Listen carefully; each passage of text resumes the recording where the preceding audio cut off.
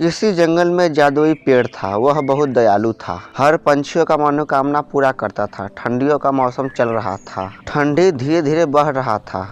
तभी टोनी चिड़िया अपने टुनटुन बेटी से कहती है, टोनी बेटी, धीरे धीरे ठंडी बढ़ रहा है। हमें जादुई पेड़ से सहायता मांगनी चाहिए, नहीं तो बेटी हम लोग ठंडियाँ कैसे बिताएंगे। हाँ माँ, आप सही कह रही हो। जादुई पेड़ से सहायता मांगनी होगी, नहीं तो हम लोग ठंडियों में मर ही जाएंगे। सुना है माँ, जोरों की ठंडियाँ पड़ने वाली है। हाँ बेटी, हम लोग कल ही जादुई पेड़ के पास जाएंगे। कालू, मैंने उस जंगल में ज्यादा जादुई पेड़ की बातें सुनी है। चलो उससे कुछ सहायता मांगते हैं। गौरी, मैं जादुई पेड़ से ताजा ताजा फल मांगेंगे। तुम क्या मांगोगी? आलू, मैं जादुई पेड़ से सोने की पायल मांगूंगी। मैं पैर में बांध कर जब उड़ूंगी तो छन छन बजेगा। जंगल की सारे पंछियाँ हमारे पायल की आवाज सुनकर हैरान हो जाएंगे। इतना कहकर कालू कौवा गौरी जादुई पेड़ की ओर जाते हैं। तभी रास्ते में उसे मिट्ठू तोता दिखाई देता है। मिट्ठू तोता से कालू कौवा कहता है, मिट्ठू, वो जादुई पेड़ कहाँ है? जो पंछी मांगते हैं वो उसे पूरा करता है। आलू, जिस जादुई पेड़ की तुम बात कर रहे हो वो तुम्हारे बगल में है, वो देखो। तब कालू कौवा गौरी दोनों जादुई पेड़ के पास जाते हैं। बोलो कौवा, तुम दोनों को क्या चाहिए? जादुई पेड़ भैया, हमको ताजा ताजा फल दे दो, मैं घर जाकर खाऊंगा। जादुई पेड़ भैया, मुझे सोने का पायल दे दो, वो भी बजने वाला पायल। जब मैं उड़ूं तो मेरा पायल बजे। ये लो पंछियों, मैंने तुम दोनों का मनोकामना पूरा किया। अब तुम दोनों जा सकते हो। कालू कौवा गौरी चले जाते हैं। कुछ समय बाद टोनी चिड़िया उसकी बेटी टुनटुन भी आ जाते हैं। तभी जादुई पेड़ बोलता है, बोलो पंछियों, तुम दोनों को क्या चाहिए? तब टोनी चिड़िया बोलती है, जादुई पेड़ जी, मुझे सर्दियों में कंबल दे दो और मेरे बेटी को एक कपड़ा दे दो गर्मी वाला। वाह टोनी, तुमने ठंडियों का मौसम देखते हुए तुमने सही मांगा है। और बहुत से पंछी आते हैं, कोई सोना तो कोई भोजन मांगता है मुझसे, कोई खाने के लिए फल तो कोई पैसा मांगता है मुझसे। ये लो पंछी, तुम अपने लिए कंबल ले लो, अपनी बेटी के लिए ये कपड़ा ले लो और मेरे तरफ से ये जादुई फल ले जाओ, जो कितना भी खाओगे खत्म ही नहीं होगा। आपका धन्यवाद जादुई पेड़ जी। अब हम चलते हैं। चलो टुनटुनी बेटी, अपना कपड़ा लेके चलो। इतना कहकर टोनी चिड़िया उसकी बेटी टुनटुनी चली जाती है। तभी गौरी कौवी बीच रास्ते में बैठी थी। टोनी चिड़िया टुनटुनी जा रहे थे, उड़ते हुए जा रहे थे। टोनी चिड़िया गौरी को देखकर गौरी के पास आती है। तब गौरी का नजर टोनी चिड़िया पर जाती है। टोनी, तुमने क्या मांगा जादुई पेड़ से? गौरी, मैंने जादुई पेड़ से ये कम्बल और बेटी के लिए ये कपड़ा मांगा। टोनी, हम और कालू ने जादुई पेड़ के पास गए थे। हमने सोने का पायल, कालू ने ताजा ताजा फल मांगा। टोनी, मेरा सोच बचपन से ही था सोने की पायल पहनने की। मेरा शौक पूरा हो गया। हम बहुत खुश हैं। हमने सोचा कि ठंडियों का मौसम आने वाला है तो पहले से व्यवस्था बना ले। वैसे गौरी बहन, तुम्हारे पास ठंडियाँ काटने के लिए कम्बल तो है ना? टोनी, अब वही ठंडियों का मौसम नहीं आया है।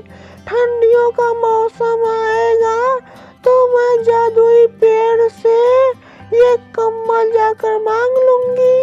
इस समय मुझको मजा लेने दो, मजा लेने का दिन है। ठीक है गौरी बहन, मैं चलती हूँ। चलो टुनटुनी बेटी। टोनी चिड़िया और उसकी बेटी वहाँ से घर चली जाती है। गौरी कौवी नदी पर पानी पीने जाती है। तभी हवा के साथ बर्फ पड़ने लगता है। अरे, ये अचानक बर्फ कैसे पड़ने लगा? मुझे जादुई पेड़ के पास जाना चाहिए, नहीं तो मैं ठंडी से मर ही जाऊंगी। तब गौरी कौवी जादुई पेड़ के पास जाती है। जादुई पेड़ जी, मुझे ये कम्बल दे दो। ठंडियों का मौसम आ गया है, नहीं तो मैं मर ही जाऊंगी। मेरा पति मेरा इंतजार कर रहा है घर पे। गौरी, मेरा सिद्धांत है कि मैं केवल एक ही बार पंछियों का मदद करता हूँ, दोबारा नहीं कर सकता। अगर दोबारा करूँगा तो मेरा शक्ति खत्म हो जाएगा। जादुई पेड़ जी, आप क्या कह रहे हो? अब हमारा गुजरा ठंडियों में कैसे होगा? जादुई पेड़ इतना बात कहा था, गौरी नाराज होकर वहाँ से चली जाती है। घर पहुँचती है तब कालू कहता है, गौरी, तुम कहाँ गई थी? मैं कब से तुम्हारा इंतजार कर रहा हूँ। कालू, मैं नदी पर पानी पीने गई थी, तभी जोरों की हवा के साथ बर्फ गिरने लगा। ठंडी बढ़ गई है। हमारा गुजारा कम्बल बिना कैसे होगा कालू? हमारे पास कोई कम्बल भी नहीं है। गौरी, ये तुम क्या कह रही हो? अच्छा ठीक है, आज का दिन किसी तरह गुजारा कर लेते हैं, फिर अगले दिन देखा जाएगा। कालू कौवा गौरी दोनों सो जाते हैं। सुबह हो जाती है। सुबह सुबह ठंडी और जोरों की पड़ने लगी। कालू कौवा उठता है। गौरी, उठो, देखो कितना जोरों की बर्फ पड़ रहा है। गौरी, हम ठंडियों में कहीं जा भी नहीं सकते, तुम ही कोई उपाय करो। तब गौरी उठ जाती है और कहती है, कालू, ये तुम क्या कह रहे हो? गौरी, तुम जानती हो ना कि जंगल के सारे पंछियां मुझसे चिढ़ती हैं। मैं किसी से कुछ मांग भी नहीं सकता, परंतु तुम तो मांग सकती हो ना। ठीक है कालू। इतना कहकर गौरी मिट्ठू तोता के घर जाती है। जंगल में जोरों की हवा और बर्फ गिर रहा था। गौरी ठंडी में कांपते हुए मिट्ठू तोता के घर जाती है और कहती है, मिट्ठू, मुझे एक कम्बल दे दो, बहुत जोरों की ठंडी लग रही है।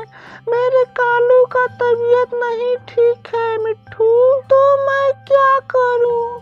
तुम तो जादुई पेड़ के पास गई थी, परंतु तुमको तो सोना चाह रहा था। तुम जैसे लालच पंछियों का यही सजा है।